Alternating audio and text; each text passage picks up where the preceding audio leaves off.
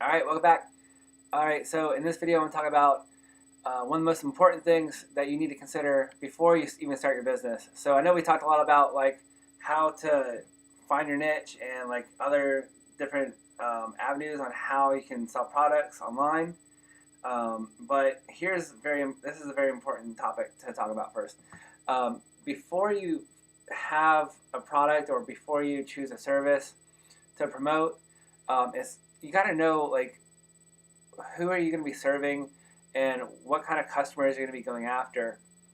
And it's a really big mistake for anyone to create an online store, for instance, only to find out that nobody wants your product, or create a service only to find out no one wants your service, or you create an online course or an ebook and no one wants to read it because no one's interested in it.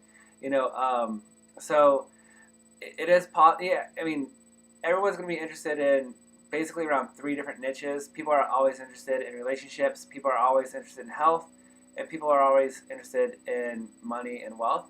So those three niches are really good to consider before those are the big niches, and then you want to go into sub niches. Like if you're into wealth, the wealth niche, maybe you can teach on Bitcoin, or if you're into relationships, you can teach people like guys how to talk to girls, or girls talk to guys, or vice versa, or anything in between.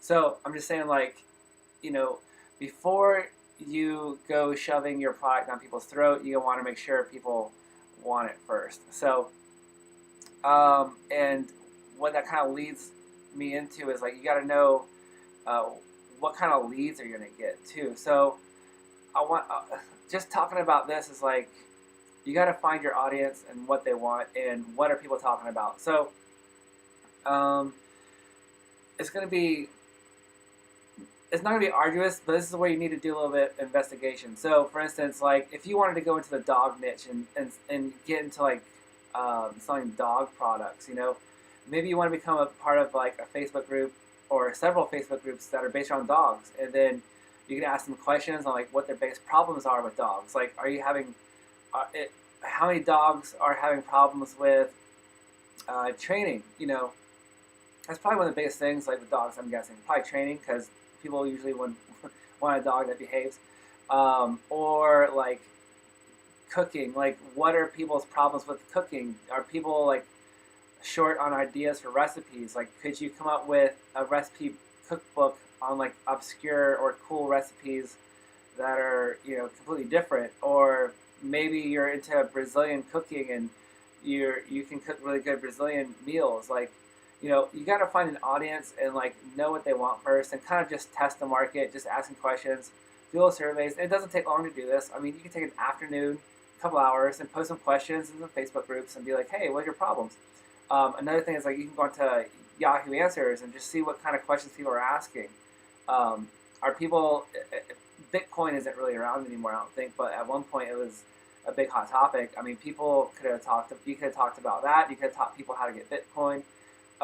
There's a lot of people that don't even know what Bitcoin is. Like, I'm not really familiar with Bitcoin. I just know it's probably not worth my time. But some people are really into it. So you could have became like a Bitcoin expert, or maybe a cryptocurrency expert. And then if you're into financial planning, like like what are the biggest problems people have as far as like their own financial planning? Are people not saving up for retirement? If you're an accountant or a financial planner, rather, you know, maybe you can find an audience of people that need help, figuring out how they're going to retire. So you want to know like what people need first, and that will help you get your own kind of like feel on what's going to sell, because you don't want to sell something that's not going to sell. Like, I'm not going to write an ebook on yo-yos, how to yo-yo, if I don't know how to yo-yo myself. But yet, is there an audience for yo-yos? Is there even a Facebook page on yo-yos? Like, what is the most expensive yo-yo I could sell? Can I sell a yo-yo course, how to do really cool tricks with yo-yos? I mean, it is very possible to do that if you can market it well. So you got to find out what people want before you sell it. So that's something to consider. And so you want to go into like Facebook groups and just really take surveys, talk to your friends, and find out what people want. And like ask 100 people, like, what's your biggest problem with such and such, what your niche is. So that's a big thing to consider, is like what problems people have, and this is going to help you generate leads. And when it comes to business, leads is going to lead to sales, and then sales are going to be your products, and then after your products, then once you have a scaling business, like a business that sells, then you can scale. So the process of making a business does take a little bit of time to grow, but the very first thing is leads. Like, you got to find leads. And how are you going to get leads? So that's going to be one of your biggest things to overcome to starting a business is leads. It's when you're in an offline business. If you're a salon, for instance, you can maybe rent out a building, put up a sign. Gosh dang it, I always burp, like when I do these videos, I always have to burp, but I'm never like around a video that I don't have to. So, but anyways, but all right, going back to it. So if you have an offline business, if you're a salon, you put up a sign, people drive past your store and they say, oh, there's a salon or a massage therapy place, and they go in, they get their service. But when you're online, you got to find a way for people to find you, because like there's like millions and billions of websites out there, and people are not going to be searching for you. You got to kind of find them. So you do this in two different ways. Like, you can get traffic either with paid ads, which I do not recommend right away if you're new, because you could lose a lot of money risking it, especially if you don't know what you're doing.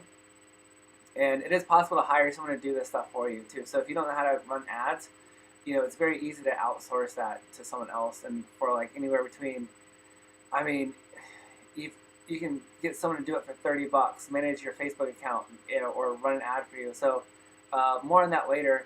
But this is talking about leads right now. So how are you gonna get leads? So you can do, like I said, you can do Facebook ads. You can do ads on Google as well. And the way that works is like people are always in Google searching stuff all day long. So like people will search in how to cook spaghetti, for instance, and then someone types that in to Google. And then if you had a blog and your article was literally how to cook spaghetti, like your article could quite possibly pop up in Google, and people will click on your blog, and then people will read your article, and then they could buy your ebook, or they could buy the products on your website.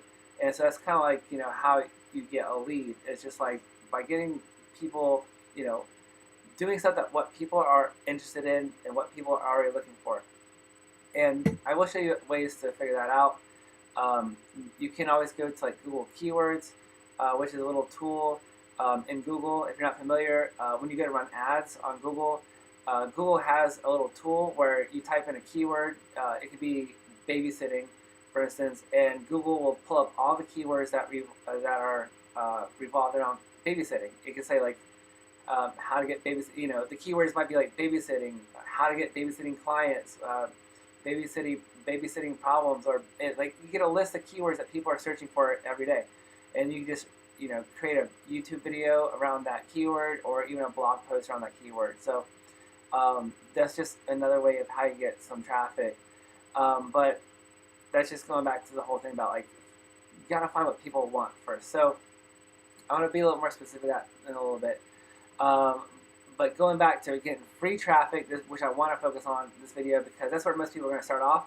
And even if you have money to invest in ads, I would hold off on that, because it does take a little bit of skill to get a really nice ad and get it targeted to people that are going to be interested in you.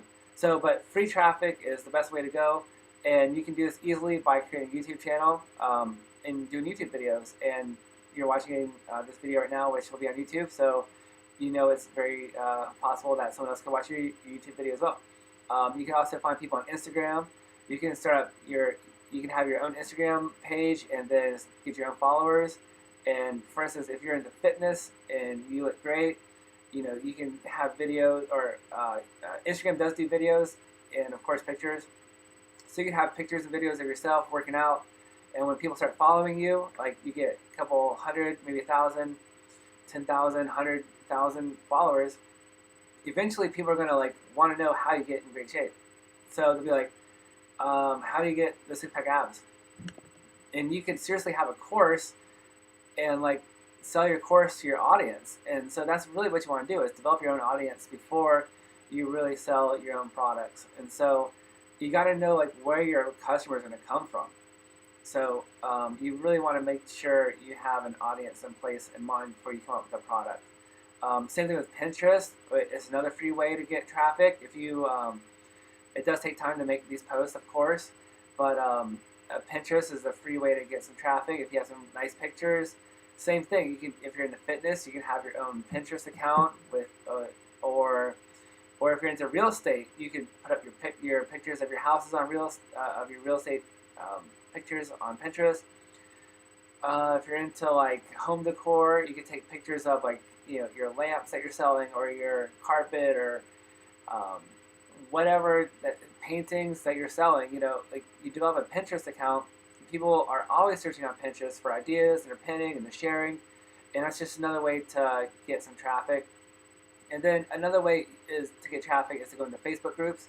So the thing about Facebook groups though is you don't want to be spamming people with your products and your services with links. And the way Facebook groups work is like people want to, they're there to socialize.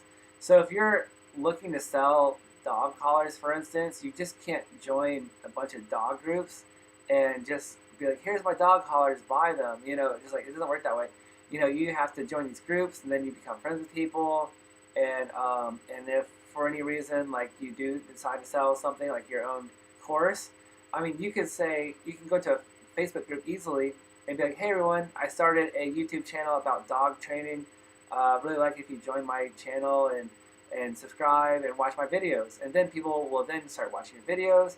They get to know you. They see that you're an expert. And then when they want to learn more, they'll buy your course, or they'll call you up and get some mentorship on how they can train your dog, or what have you. So that's kind of how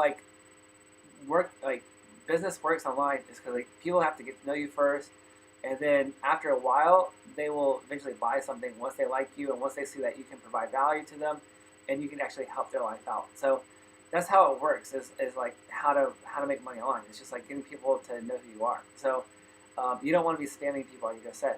But what you really want to do is seriously just have your own audience and just build in your own audience. And this is where the trick and the key is like it might take 3 months or 6 months, even if it takes a year to develop a customer base of 1,000 people who are really interested in you. Like if a year is all it takes to get some loyal customers, then you're way ahead of like people who go to college and people who are in debt and like working a job that's not going to be making them happy. So it's you got to consider, would you rather go to school for 2 years, 3 years, 4 years, be in debt, and maybe find a job and maybe not pay off your loans and all this other stuff, or would you rather just invest a year into an online business? I'm not saying it's going to take a year to develop your business, but I'm just saying, like, what if that's how long it took? Would you be willing to make a YouTube video every day for a year, just to develop your audience? And so I keep looking down at my watch, so I always keep my videos below 15 minutes. So I always like to get to the point, so it keeps me from keeping my rantings short. So you want to find an audience. That's your biggest thing that you want to do, because you don't want to develop a product only to find out nobody wants it. And then, the key though is like what you want to do is like develop, one traffic source. Just pick one traffic source, whether it's YouTube or Instagram or Facebook. Develop an audience and cultivate it like over 3 months or 6 months. And then in 6 months, if you had your own Facebook group on, say, like entrepreneurship, or real estate, real estate in Minnesota, for instance, like you have your own Facebook group on real estate for Minnesota, and you have 1,000 people in your Facebook group that are interested in real estate, and you're a realtor, After 6 months, and you have all these people on your Facebook group, you could post like a picture of your house, and someone's gonna maybe buy it, and like, or what I'm saying. So like, once you have an audience, you can sell them anything, because they want to hear from you, and they're willing to give you their money if they like you, and you can provide value to them. So I want to make this clear. It's like you have to develop an audience, and you have to know where your audience is going to come from before you build your store, before you buy your products for Amazon, or before you create a course or create an ebook. You got to know where your audience is and where they're hanging out at. So do a little bit more research. I know this is like a crash course on everything, but just take everything you learned in this video and like go on YouTube and find out where these people are. Go on Instagram, find out where these people are, and just find your audience, cultivate your audience, and in 3 to 6 months, like you'll have an audience to sell your products to. So see you next video and catch you in a bit.